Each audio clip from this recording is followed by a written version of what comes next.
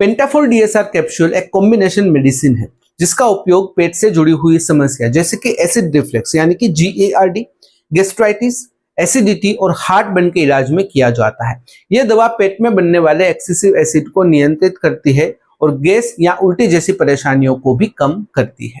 अक्सर डॉक्टर इसे तब प्रिस्क्राइब करते हैं जब मरीज को लंबे समय से एसिडिटी, खट्टी डकार या सीने में जलन की समस्या हो।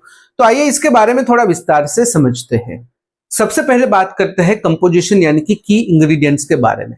पेंटाफोल डीएसआर कैप्सूल में दो मुख्य तत्व होते हैं। नंबर 1 है पेंटोप्राजोल जो 40 mg होता है। यह एक प्रोटॉन पंप इनहिबिटर यानी कि PPI है जो पेट में बनने वाले एसिड को कम करता है और अल्सर को हील करने में मदद करता है।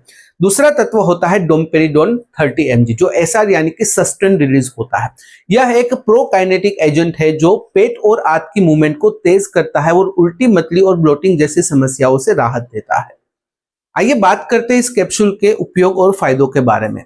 पेंटाफोल डीएसआर कैप्सूल मुख्य रूप से पेट से जुड़ी कई तरह की परेशानियों में राहत देता है। यह दवा एसिडिटी और सीने में जलन यानी कि हार्ट बर्न को कम करती है और GERD यानी कि गैस्ट्रोएसोफेजियल रिफ्लक्स डिजीज में आराम पहुंचाती है। इसके सेवन से पेट दर्द, खट्टी डकार और गैस जैसी अन्य समस्याओं को भी काफी हद तक कम किया जा सकता है। इसके अलावा यह दवा उल्टी और मतली यानी कि नोजिया और वोमिटिंग को नियंत्रित करती है और खाने के बाद होने वाले भारीपन यानी कि ब्लोटिंग और इनडाइजेशन से राहत दिलाती है।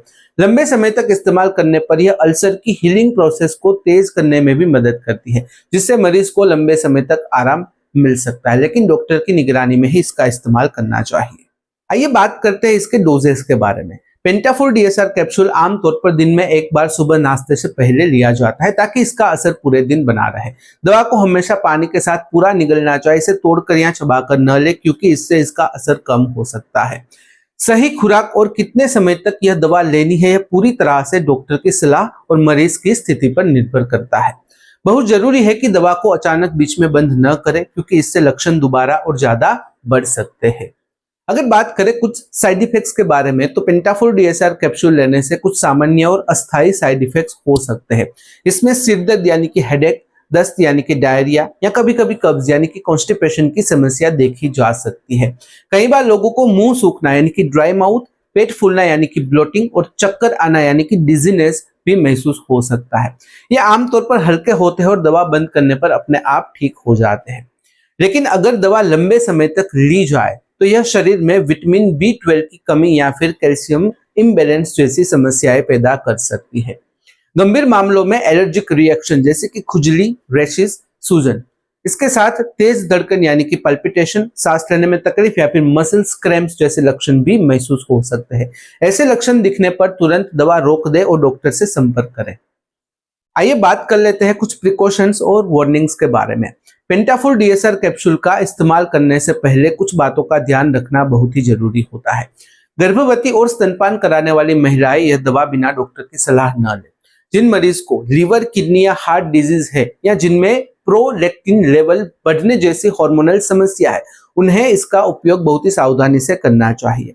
अगर यह दवा लंबे समय तक ली जाए तो शरीर में कैल्शियम और मैग्नीशियम की कमी हो सकती है, इसलिए डॉक्टर की सलाह पर सप्लीमेंट्स लेने की जरूरत भी पड़ सकती है।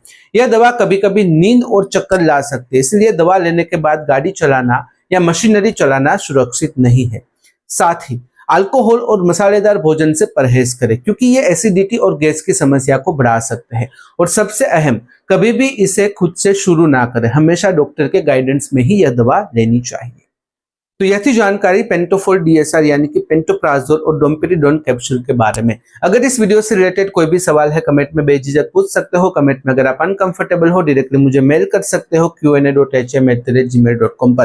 तो फिलहाल इस वीडियो में बस इतना ही। आज का वीडियो ध्यान से देखने और सुनने के लिए आपका धन्यवाद। जय हिंद, जय भारत।